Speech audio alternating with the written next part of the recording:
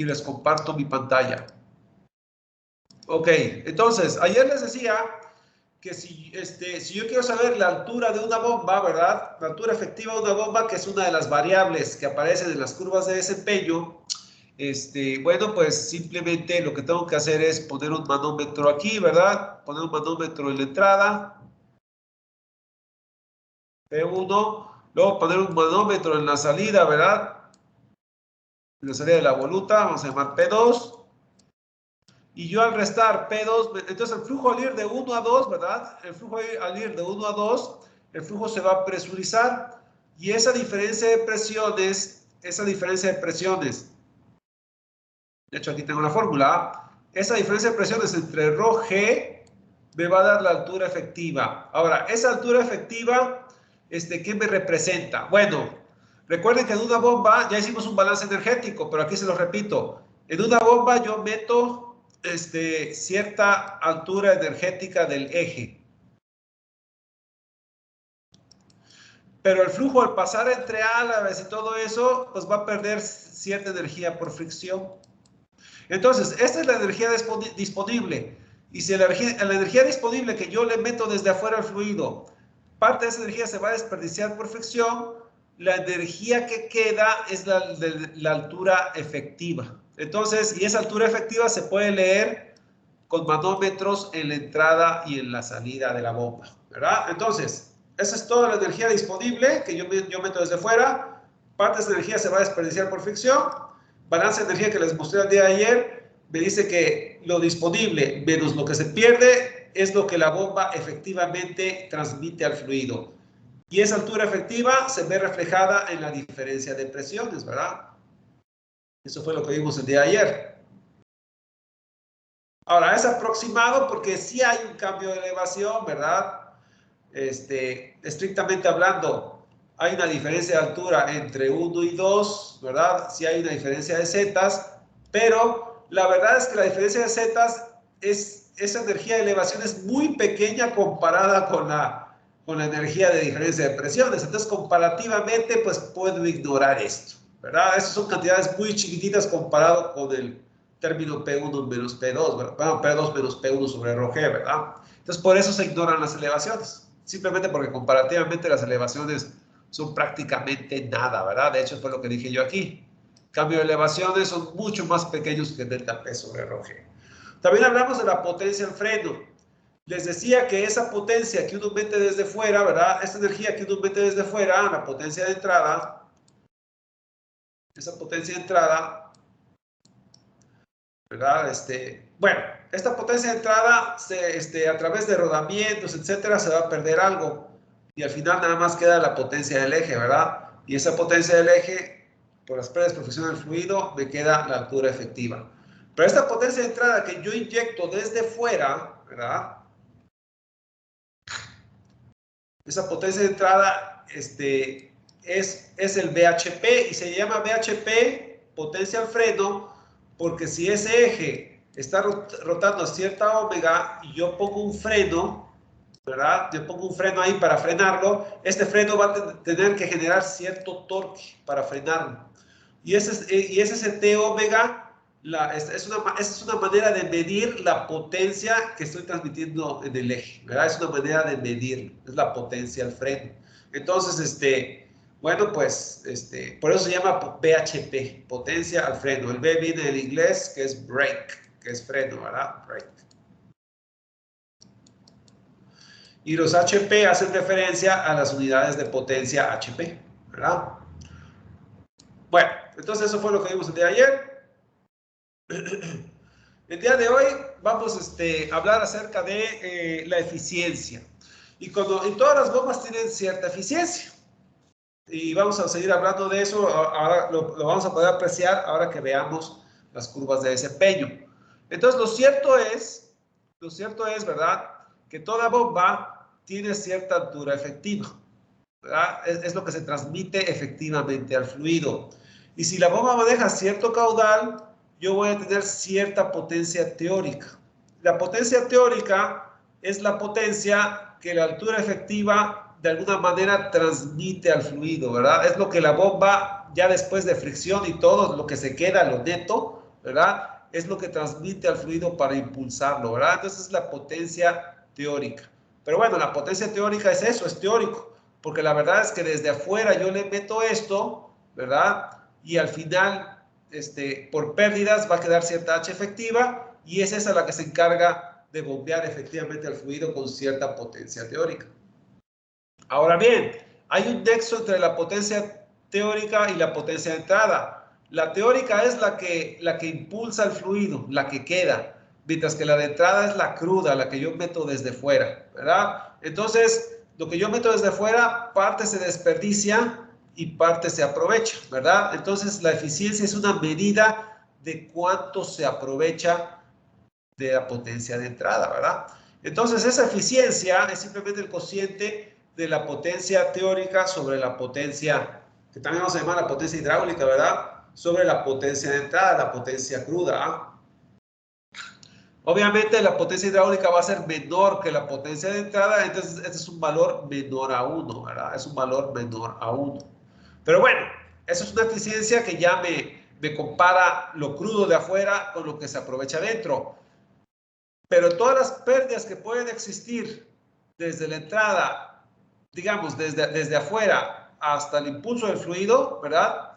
Puede haber distintas causas por las cuales se desperdicia potencia. Y eso es, y de eso vamos a hablar en sus momentos.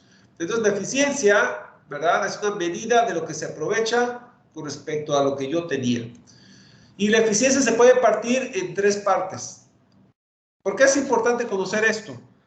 Porque si yo tengo una bomba con cierta eficiencia, si un modelo de bomba tiene cierta eficiencia, yo como ingeniero me dicen, ay, mejora la eficiencia de esa bomba.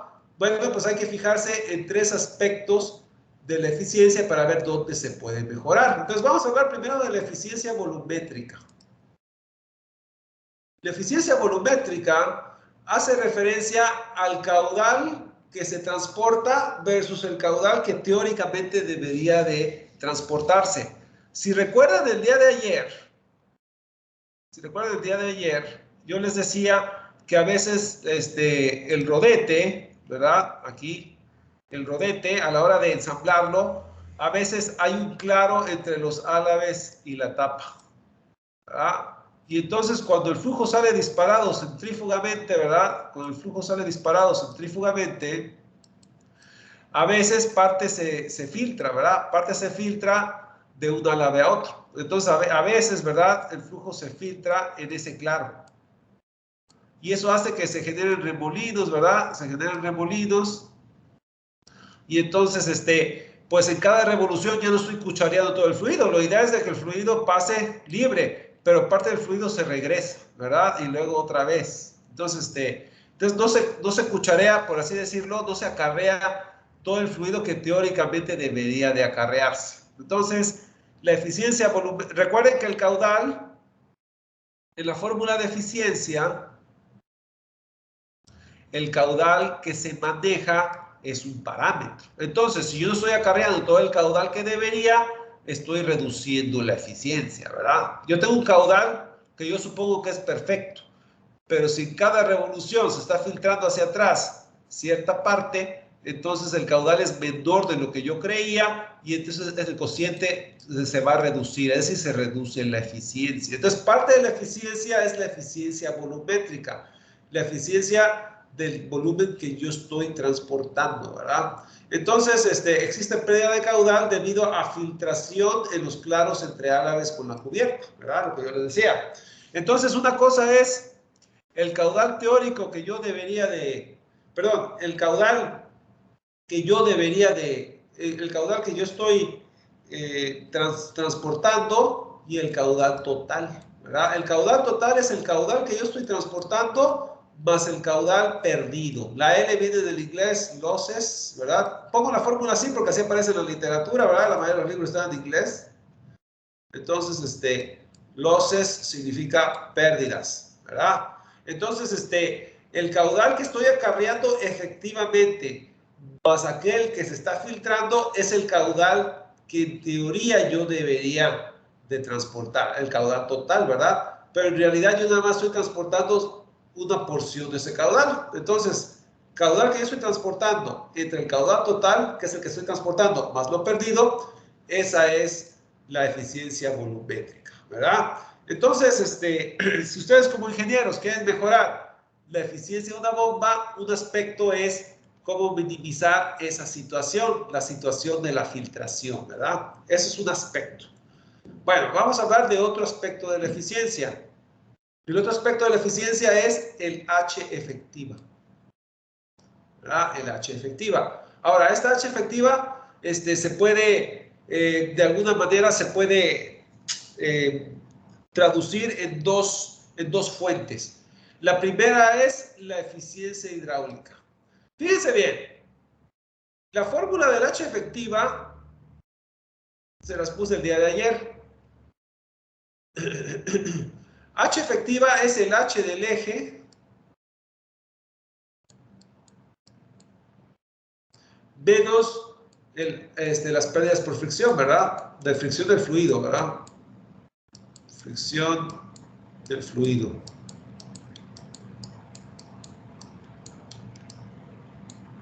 Entonces, la energía, entonces les decía yo, ¿verdad? Yo meto energía a través del eje y parte de esa energía al impulsar el fluido se va a generar cierta fricción. Entonces, viene la potencia del eje y luego tiene lo que se pide por fricción. La resta de estas dos es el H efectiva. Entonces, si en la fórmula de eficiencia, yo tengo H efectiva, el H efectiva depende de esos dos parámetros, del H del eje y del H debido a la fricción del fluido. Fijemos nuestra atención a la HF, ¿verdad? La H efectiva depende de esos dos. Fijemos nuestra atención a este parámetro primero.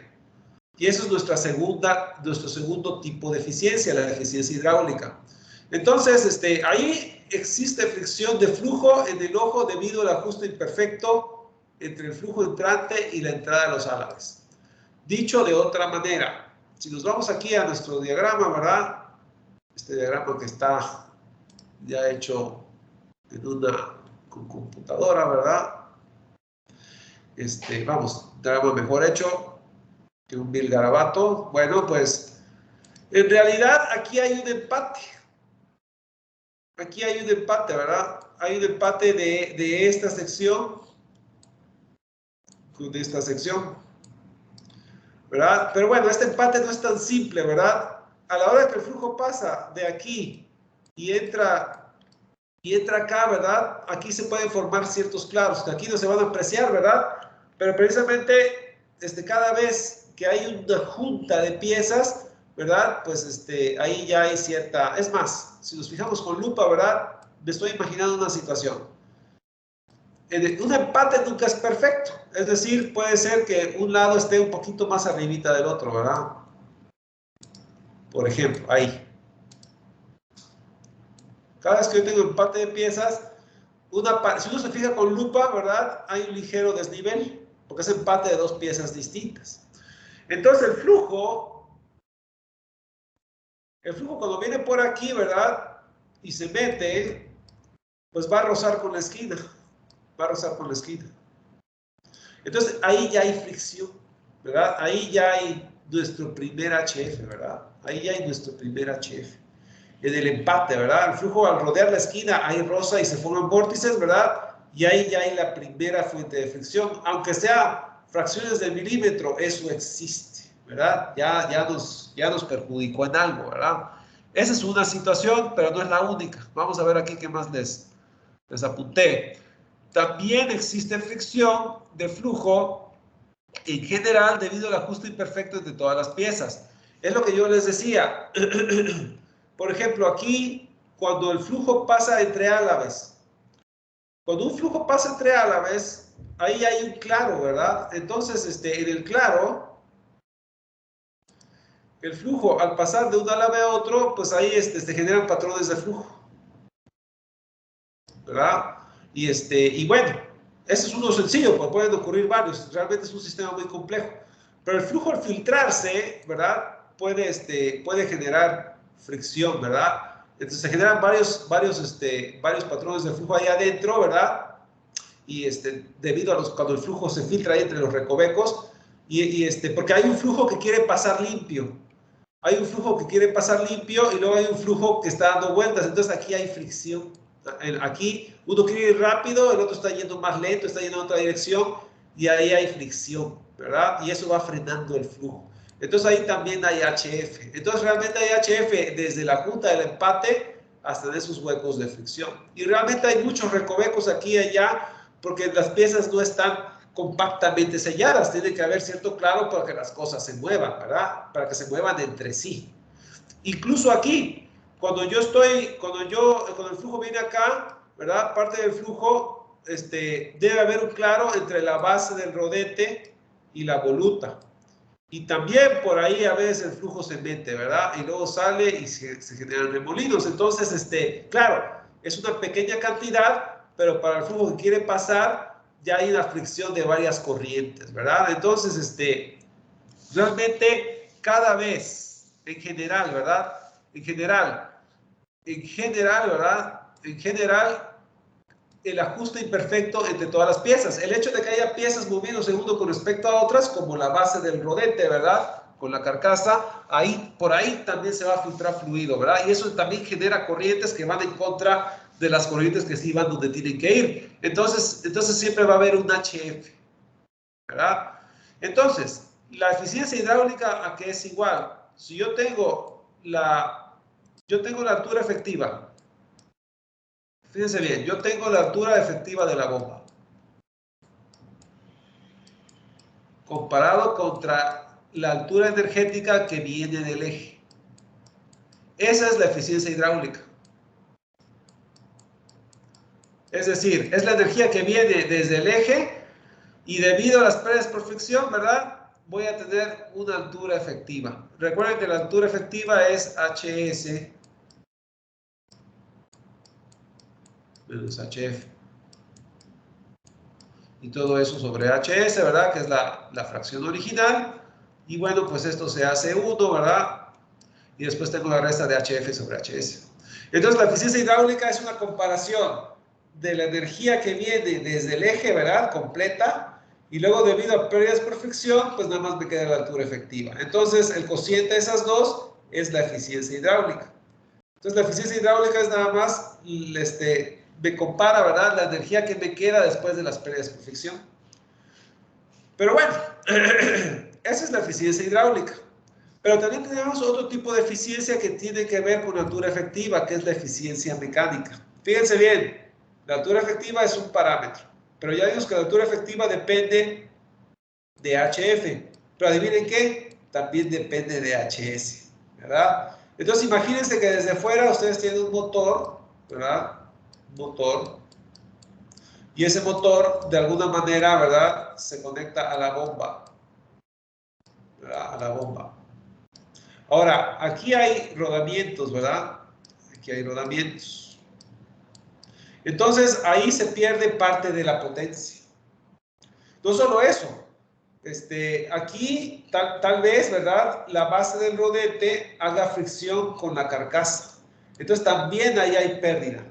Entonces, este HS, ¿verdad? Que es la altura energética de la rotación de la flecha.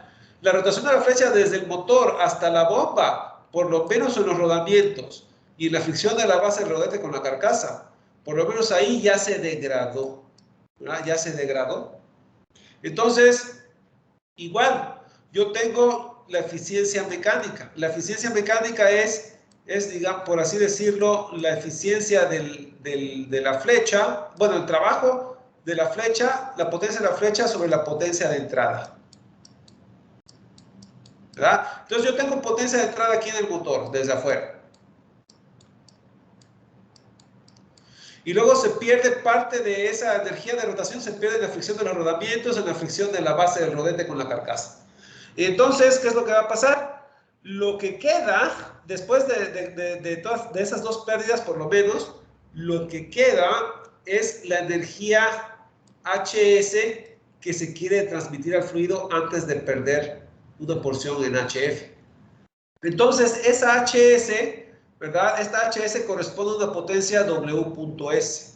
¿Y qué es W.S? W.S es simplemente la potencia de entrada, ¿verdad? Menos la potencia de fricción. Esta vamos a llamarlo potencia de fricción, debido a fricción mecánica, ¿verdad? Entonces, potencia de fricción y todo eso sobre potencia de entrada, ¿no? Y si ustedes, este se cancela con este, ahí queda el 1, ¿verdad? Y nada más me queda menos potencia de fricción sobre potencia de entrada. Entonces, esa es la eficiencia mecánica, ¿verdad? Entonces, moraleja, el Q afecta a la eficiencia. Hay una eficiencia volumétrica. Pero también el H efectiva afecta a la eficiencia. Pero el H efectiva es HS menos HF. El efecto del HF me da la eficiencia hidráulica. Y el efecto del HS, ¿verdad? Ya contabilizando lo que se pierde por fricción mecánica, me va a dar la eficiencia mecánica. Entonces, esos son los tres tipos de eficiencias: mecánica, hidráulica y volumétrica. La H efectiva me da la eficiencia hidráulica, la eficiencia mecánica, mientras que el caudal habla de la eficiencia volumétrica. Entonces, la eficiencia global, ¿verdad? La que me conecta la potencia de entrada desde fuera hasta la potencia hidráulica, que es la que aprovecha el fluido, es simplemente el producto de las tres eficiencias. Si yo multiplico las tres eficiencias, voy a tener la eficiencia global. Entonces, cada valor es menor a 1. Cada valor es menor a 1. ¿Verdad? Cada valor es menor a 1, porque cada eficiencia es una medida de cuánto se pierde en caudal, cuánto se pierde en H efectiva, ¿verdad? Bueno, en el H de la flecha, cuánto se pierde en potencia de entrada. Entonces, si yo tengo una pérdida, a eso le voy aumentando otra pérdida, hasta de esta porción que se aprovecha, cuánto se aprovecha de eso y cuánto se aprovecha de eso. Entonces, simplemente voy reduciendo. Yo aquí tengo las proporciones de lo que se aprovecha. Al multiplicar las proporciones de lo que se aprovecha, tengo una proporción total de lo que se aprovecha, ¿verdad? Entonces, la eficiencia de una turbina, ¿verdad? Perdón, la eficiencia de una bomba, estamos hablando de bombas, la eficiencia de una bomba es el nexo entre lo de afuera hasta lo que se aprovecha dentro del fluido, ¿verdad? Y esa eficiencia es la eficiencia global, vamos a llamarlo así. La eficiencia global es el producto de los tres tipos de eficiencia, ¿verdad? Entonces, si ustedes como ingenieros los pueden trabajar, no sé, ahora muchos egresados de tecnológico, bueno, no muchos, algunos van a trabajar a Querétaro, a la General Electric, a la MANE, ¿verdad? Tal vez a algunos de ustedes les toque trabajar en mejorar el diseño de alguna bomba, ¿verdad? Bueno, pues mejorar la eficiencia de una bomba corresponde en mejorar esta situación, ¿verdad? Que no se filtre el fluido, ¿verdad? Mejorar el diseño para que no ocurran esos circuitos de flujos que generan fricción, y mejorar el diseño para que no ocurra tanta fricción mecánica, ¿verdad? Ya al mejorar cualquiera de estas eficiencias, ya hacen que la eficiencia global no sea tan baja, ¿verdad? Ya la mejoraron un poquito. Entonces, bueno, esa es la situación, ¿verdad? Entonces, realmente ustedes están afectando la Q y la H efectiva, ¿verdad? Al lidiar con esas tres eficiencias. Bueno, entonces, eso es, digamos, la introducción a bombas, ¿verdad? Digamos, las características principales, antes de meternos a números, ¿verdad? Ya de una manera más seria. Entonces, ahora sí vamos a hablar de curvas de desempeño, ¿verdad? Curvas de desempeño de bombas.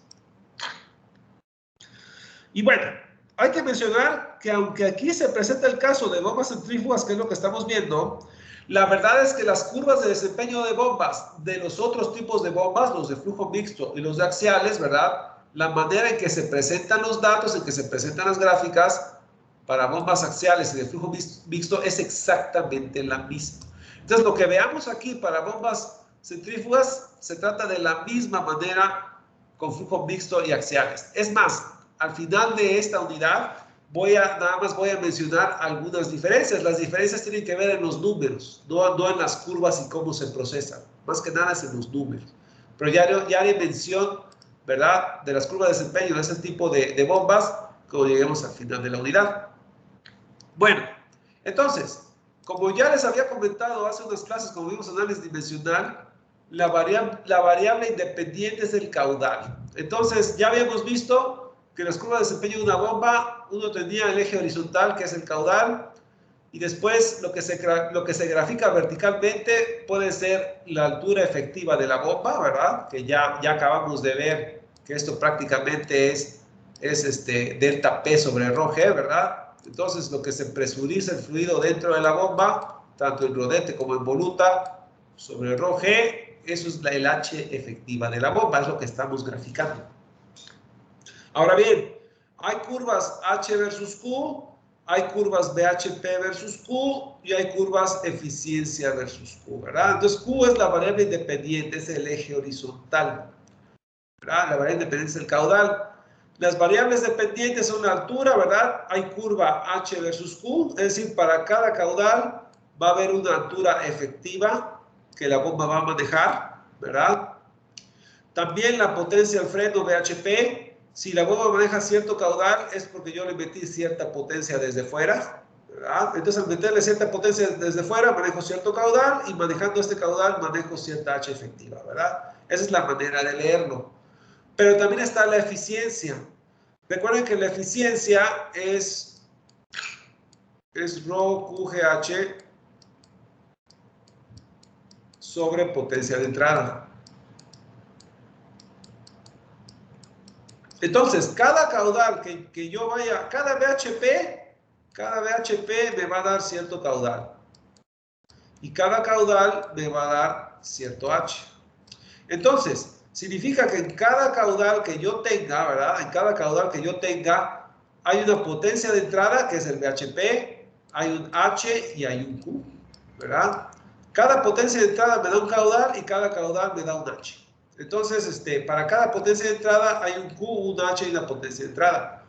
Y bueno, ya con la gravedad y la densidad del fluido, que típicamente es agua, yo obtengo la eficiencia para cada valor de caudal. Entonces, cada valor de caudal tiene una eficiencia y la puedo ir graficando, ¿verdad?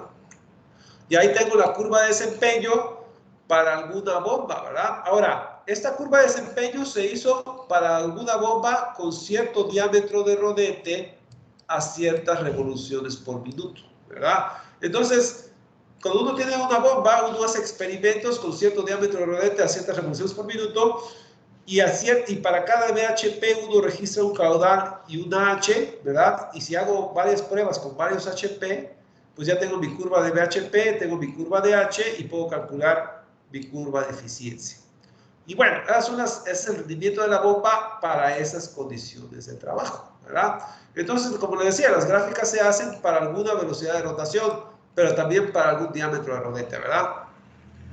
Ahora, cosas a mencionar. En la clase de ayer yo les decía que hay álabes hacia atrás y álabes hacia adelante. Y radial, pues nada más una versión barata, ¿verdad? Donde no tengo que fabricar una voluta, que es un punto medio entre las dos. Ahora bien, las curvas hacia atrás y curvas hacia adelante tienen curvas de desempeño ligeramente distintas. Y a golpe de vista de esas gráficas, yo puedo saber si estoy viendo un álabes hacia atrás o álabes hacia adelante. Vamos a ver en qué difieren las curvas de desempeño. Bueno, voy a borrar todas estas líneas, ¿verdad? Para ya hablar acerca de eso. Entonces, vamos a ver. Vamos a hablar primero de álabes hacia atrás. Cuando yo tengo una bomba con álabes hacia atrás, significa que la espiral va hacia atrás, la espiral va en dirección contraria a la dirección de rotación, ¿verdad? Cuando eso ocurre, la curva de BHP en los altos caudales va a empezar a bajar. ¿Eso qué significa? Que para transportar altos caudales, ¿verdad? Cada vez requiero menos potencia para aumentar el caudal. Como pueden ver, antes del punto de máxima eficiencia, ¿verdad? Antes del punto de máxima eficiencia, si yo quiero incrementar el caudal una cantidad, nada más tengo que incrementar cierta cantidad del BHP, ¿verdad? Si yo incremento una misma cantidad del BHP, yo sigo aumentando una misma cantidad del caudal, entonces va parejo. Cada aumento de BHP corresponde a un incremento de caudal. Pero después del punto de máxima eficiencia, si los álabes son hacia atrás, lo que van a observar es que de repente ya empieza a bajar esto. significa que para aumentar el caudal requiero cada vez menos incremento de potencia. Es más, ya al final ya hasta es menos potencia que antes. Claro, nadie va a operar una bomba aquí, porque en esta región, ¿verdad? En esta región ya estoy lejos del punto de máxima eficiencia. Recuerden que cuando uno va a operar una bomba, uno típicamente lo quiere operar en las condiciones de máxima eficiencia. Es más, en eso se basaron los cálculos que hicimos de velocidad específica, escoger un modelo de bomba que opere en su punto de máxima eficiencia para alguna aplicación. ¿Por qué? Porque si yo opero fuera del punto de máxima eficiencia, significa que estoy operando mucho BHP que se va a aprovechar en poca H efectiva, ¿verdad? Entonces estoy gastando dinero, estoy desperdiciando dinero, ¿verdad? Que es energía eléctrica o combustible, según sea la fuente de mi potencia de entrada, ¿no? Pero bueno, la cosa es que después del punto de máxima eficiencia cada vez requiero menos potencia para incrementos iguales de Q y eventualmente hasta puede bajar, ¿verdad? Eso es lo que ocurre a la vez hacia atrás. Pero eso no es la única característica. Hay otra característica importante. Esta característica no es tan importante porque está lejos del punto de máxima eficiencia. Pero hay otra característica que es relativamente importante, hablando de la forma de las curvas. Que es entonces, un aspecto es que la curva BHP desciende a alto caudal. Ahora bien, otra situación es que cuando tenemos álabes hacia atrás, la curva H versus Q nace con una pendiente horizontal, ¿verdad? Nace con una pendiente horizontal y luego va bajando. Entonces la H, a medida que yo aumento el caudal, la H siempre va a ir bajando. Entonces cada vez es menos H efectiva a medida que aumenta el caudal. Ahora, ustedes pueden decir, ¿por qué hay una H en Q igual a 0? Bueno, aquí podemos más o menos interpretar la situación. Imagínense ustedes que ustedes tienen una bomba, ¿verdad? Y está elevando fluido, ¿verdad? Entonces, si tenemos Q igual a 0, significa que no se está moviendo nada. Fíjense bien, si no hubiera bomba y yo tengo fluido aquí arriba, el fluido bajaría, ¿verdad? Si no hay bomba, el fluido bajaría simplemente por gravedad. Pero si yo echo a andar la bomba, ¿verdad? Si yo echo a andar la bomba, entonces la bomba genera altura, ¿verdad? Genera altura. Entonces, hay una altura máxima en caudal cero. ¿Qué significa eso? Que el fluido va a estar quieto. Voy a impedir que baje a cierta altura determinada, ¿verdad? A cierta altura determinada voy a impedir que baje. Ahora bien, si yo escojo un caudal ligeramente mayor, ¿verdad? Entonces yo ya voy a hacer que el fluido suba a una velocidad muy lenta, pero la altura va a ser menor, ¿verdad? Pero la altura va a ser menor. Ahora la H ya no va a ser hasta arriba, va a ser nada más hasta esta altura. Y si yo quiero que el fluido vaya más rápido, ¿verdad? A mayor caudal, entonces la altura va a ser aún menor, va a ir bajando. Entonces significa que ahora la altura que va a aguantar va a ser menor.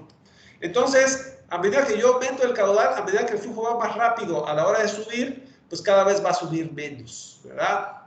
Entonces, en caudal cero significa que voy a soportar esta columna de fluido sin que caiga. Y ya a medida que yo aumento el caudal, ¿verdad? Entre más rápido quiero yo que suba el fluido, pues menos altura va a aguantar, ¿verdad? Esa es la interpretación de que la curva H baje versus Q, ¿verdad? Bueno, pero lo importante es que a la vez hacia atrás,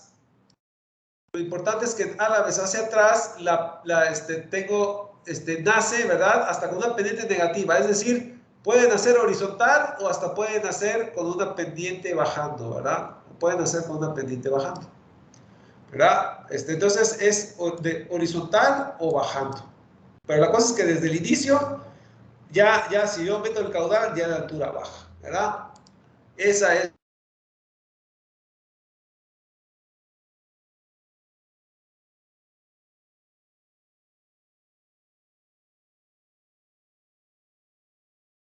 los caudales.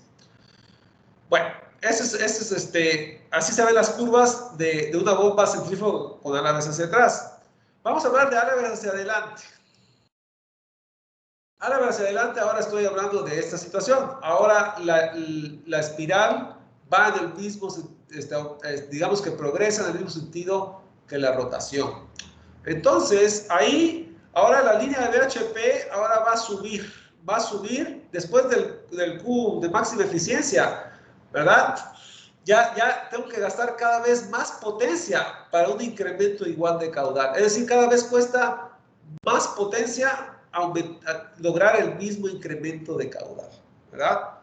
Ahora va hacia arriba en vez de hacia abajo. Eso es por un lado.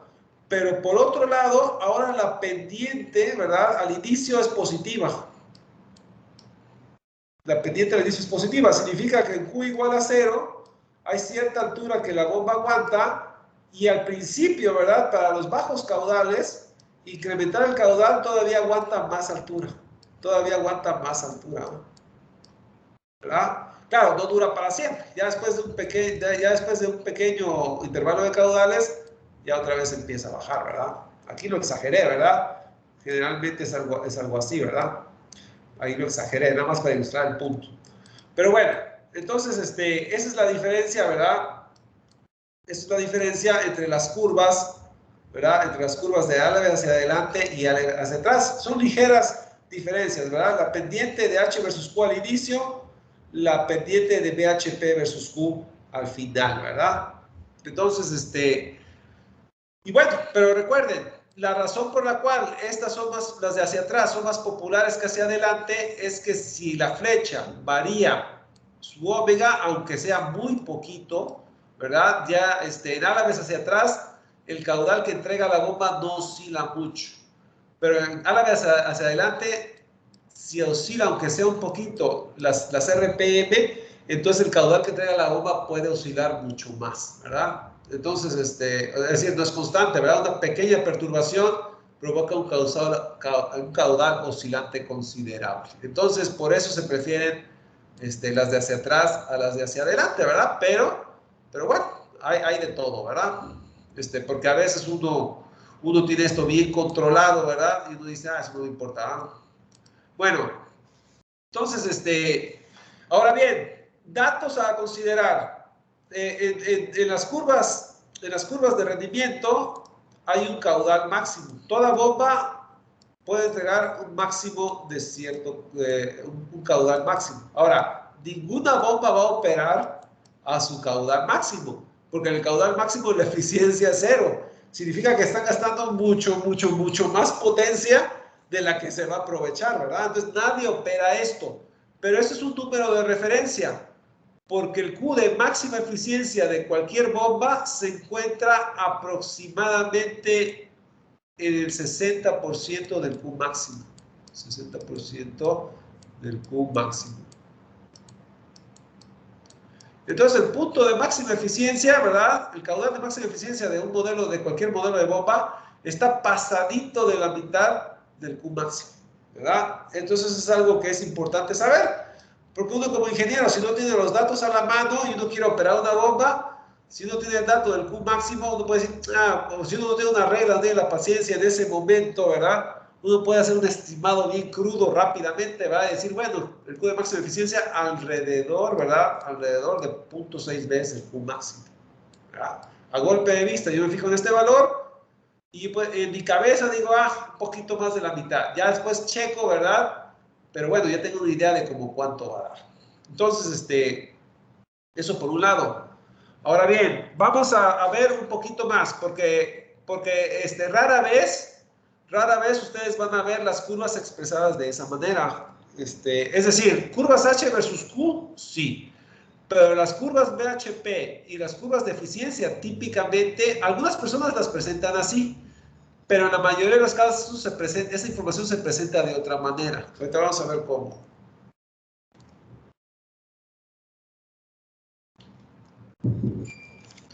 Entonces, vamos a ver. Bombas comerciales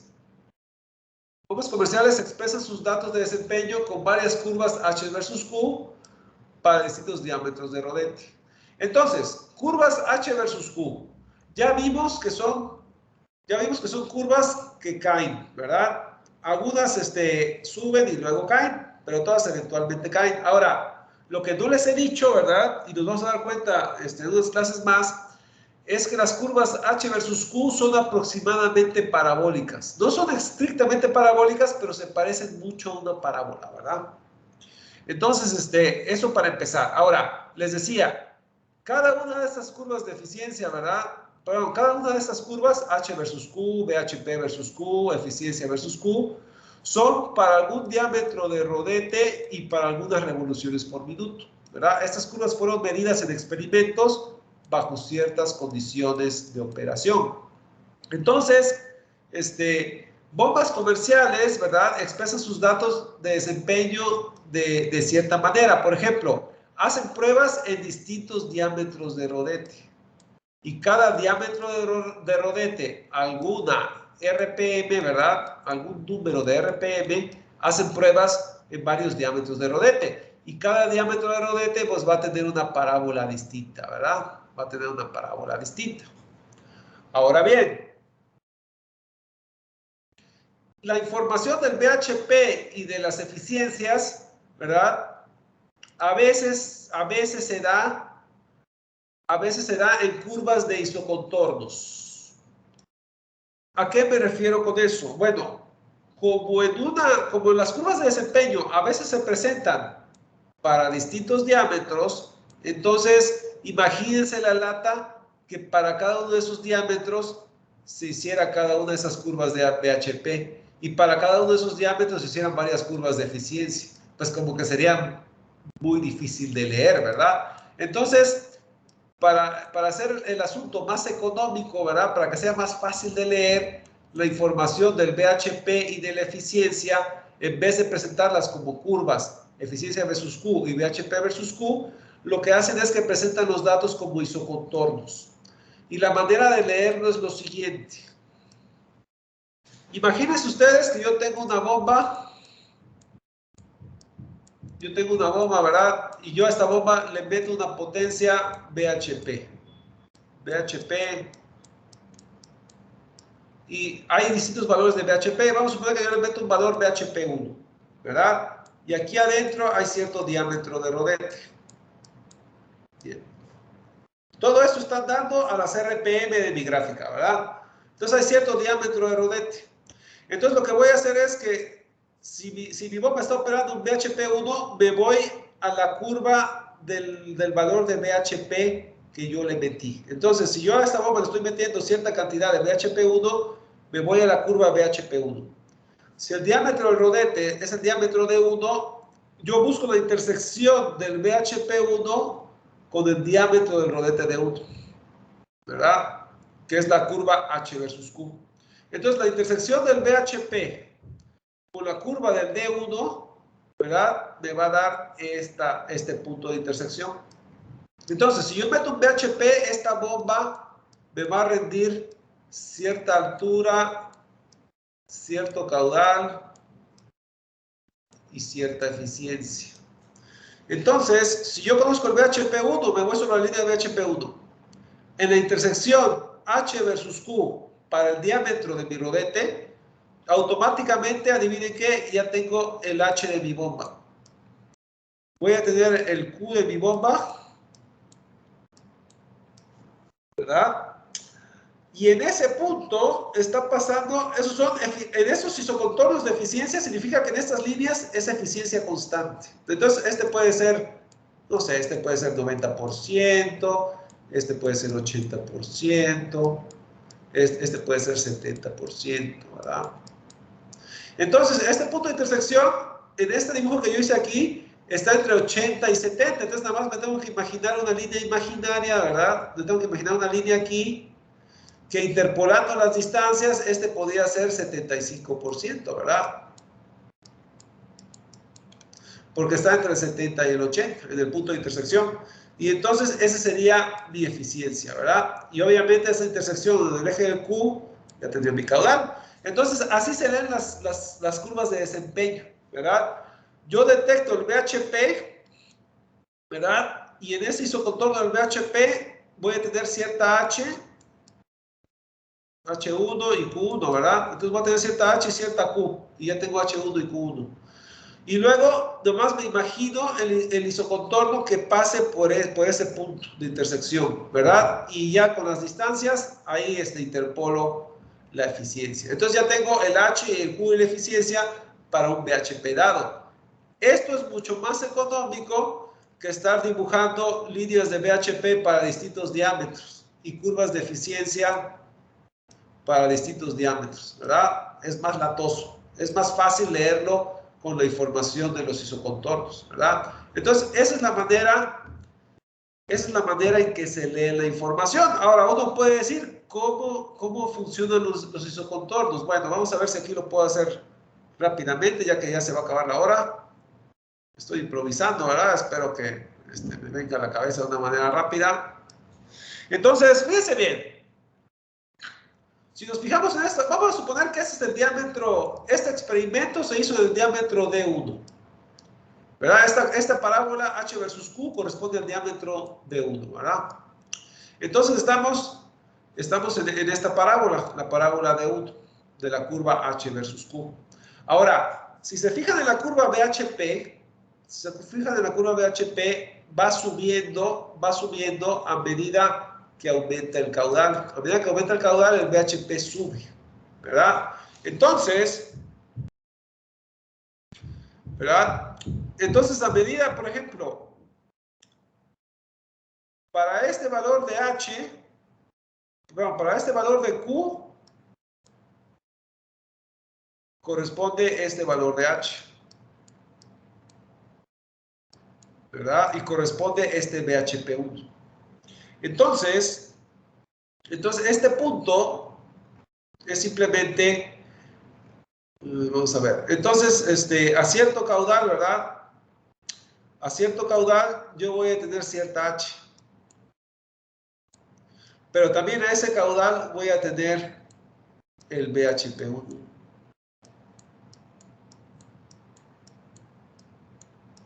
¿Verdad? Entonces, este BHP1, este valor de la intersección es este valor. ¿Verdad? Entonces, obviamente, ¿verdad? Vamos a ver, si en este mismo diámetro 1 yo voy subiendo el caudal, ¿verdad? Yo voy a tener otro BHP que va a corresponder a otra H, ¿verdad? Entonces, lo que pasa es que aquí vamos a suponer que tengo otro isocontorno, ¿verdad? Vamos a suponer que tengo otro isocontorno. Vamos a poner el BHPA.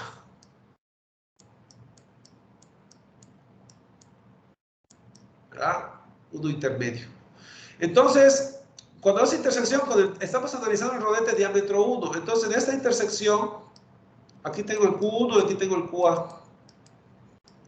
Entonces, ahora yo subí el caudal de Q1 a QA y voy a tener otra H, ¿verdad? Entonces, aquí en esta gráfica,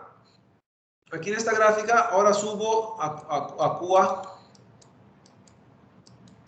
¿verdad? Y en esa QA, pues voy a tener otra H, ¿verdad? Voy a tener otra H, pero también voy a tener otro BHP. Y el valor de este BHP, ¿verdad? Es simplemente la línea que atraviesa a ese punto de intersección, y el valor de ese isocontorno es precisamente la cantidad BHP en ese caudal. Entonces, lo que pasa es que aquí tengo el diagrama, realmente aquí tengo el diagrama muy chico, ¿verdad? A ver si mañana, ya con más calma, les hago un diagrama más grande, ¿verdad? Estoy improvisando, pero el diagrama realmente está muy chico para explicar esa situación. Pero bueno, la situación es, ya para acabar la clase de hoy, la situación es que a medida, vamos a ponerlo aquí bien rápido, ¿verdad? A medida que yo voy subiendo el caudal, ¿verdad? Tengo caudal 1, caudal, no sé, A, caudal B. A medida que yo voy subiendo el caudal, yo busco la intersección con la parábola del diámetro 1. Entonces, ahí busco la intersección con la parábola 1. Entonces, en este caudal 1, yo voy a tener cierto BHP. En este caudal A voy a tener cierto BHP y en este caudal B voy a tener cierto BHP. Son las intersecciones de los caudales con la parábola de diámetro 1. Entonces, en esos puntos van a pasar isocontornos con valores BHP1, BHPA y BHPB. Esos valores de los isocontornos son las alturas de la curva BHP. La curva BHP en el punto 1, en el punto A y en el punto B. Entonces, esas alturas, ¿verdad? Esas alturas son los valores de los isocontornos. El valor de BHP1, el valor de BHPA, el valor de BHPB, ¿verdad? Entonces, bueno, esa es una manera de traducir isocontornos a las curvas que uno leería de esta manera, ¿verdad? Pero por fortuna, ¿verdad? Es difícil que ustedes tengan que traducir esa situación. Después vamos a hacer un ejercicio y vamos a fabricar isocontornos, ¿verdad? Más adelante en la unidad. Pero por ahora nos quedamos con esta moraleja. Por ahora nos quedamos con esta moraleja, ¿verdad? Si yo le meto a una bomba cierto BHP1, estoy sobre un isocontorno, ¿verdad? Ahora, si a esta bomba yo utilizo un diámetro de rodete de 1, me voy a la curva H versus Q de ese diámetro de rodete. Y si esta potencia se aplica a este rodete, ese isocontorno va a ser intersección con esa parábola. Y en esa intersección voy a tener cierta H, es la H que me va a rendir la bomba. En esta intersección voy a tener cierta Q, esa es la Q que me va a rendir la bomba. Y en esa intersección hay un isocontorno de eficiencia, ¿verdad? Que podría yo interpolar de los otros isocontornos y ya tengo la eficiencia. Entonces, cada juego de datos corresponde a una condición de desempeño, ¿verdad? Y así es como se ven las curvas de bombas. Ahora, se puede hacer mucho más con esto, ¿verdad? Eso ya lo vemos el día de mañana. Entonces, por ahora lo dejamos aquí. Este es el apunte 2. Voy a subirlo a la plataforma. ¿Verdad? Entonces, ya estamos con el apunte 2. Ok. Entonces, mañana, ¿qué vamos a ver? Ya para cerrar esto. Hoy vimos cómo leer curvas de desempeño, ya sea para un diámetro de rodete o para varios diámetros de rodete, que esto es lo más común. El día de mañana vamos a ver cómo adaptar esta curva. Por ejemplo, si esta curva de desempeño es para una bomba que bombea agua, ¿cómo interpretar esos números si yo quiero bombear otro líquido? ¿Cómo ajustar los números leyendo esto? Mañana vamos a ver cómo, ¿verdad? Hay que ajustar los números del BHP, pero también el valor de H, ¿verdad? Es lo que vamos a ver el día de mañana. Y después vamos a ver cómo, conociendo estas curvas de desempeño, si yo quiero operar esta bomba a otras revoluciones, pues estas curvas ya no me sirven, porque estas curvas fueron medidas en ciertas revoluciones por minuto. Si quiero utilizar estas bombas en otras revoluciones por minuto, los datos sobre esta gráfica los puedo modificar con análisis dimensional. Con análisis dimensional yo puedo utilizar reglas de semejanza, ¿verdad? E ir cambiando, ir traduciendo datos, ¿verdad? Entonces también vamos a empezar a ver cómo a partir de datos que yo conozco, en nuevas condiciones de operación, cómo puedo traducir los datos a otras condiciones de operación. Mañana vamos a ver cómo se hace eso. Entonces, como pueden ver, esto ya se está poniendo bastante interesante. Es el tipo de problemas con los que un ingeniero se toparía ya en la práctica con bombas, ¿verdad? Entonces, ya estamos entrando ya a problemas más específicos que tienen que ver con la función profesional, ¿verdad? De un ingeniero que trabaja con bombas. Entonces, es todo por hoy. Antes de despedirme, ¿alguna pregunta o comentario? Buenas tardes, profe. Yo no tengo Ah, sí. Gracias, Ayrton. Sí, es cierto, se me olvidaba. Tenemos un compañero que no tiene equipo, ¿verdad? Me imagino que se inscribió después. Entonces, observo que aquí en nuestra materia de máquinas de fluidos, ¿verdad? Tenemos 2 equipos de 5. Pero tanto el equipo 5 como el equipo 2 como el equipo 1, pues nada más son de 4. Entonces, bueno, pues voy a poner este quinto elemento en algún equipo. Entonces, mi pregunta es, equipo 1, equipo 2, equipo 5, ¿quién alza la mano para aceptar a Ayrton en su equipo? El equipo 2 está bien, profesor. El equipo Vente, 2. Ayrton, el equipo 1, si quieres. El equipo 2, pero como vea. Ah, bueno. Ok. Entonces, bueno, equipo 2 ahora primero lo metemos en el equipo 2. Entonces, ahí voy a meter a Ayrton, ¿verdad? Ahorita lo voy a registrar ya en su equipo. Bueno, muchas gracias, ¿verdad? El asunto pendiente. Ahorita lo apunto. Entonces, ok. Entonces, ¿alguna otra pregunta o comentario? ¿No? Bueno, entonces, ahí la dejamos por hoy, ¿verdad? Dejo de grabar.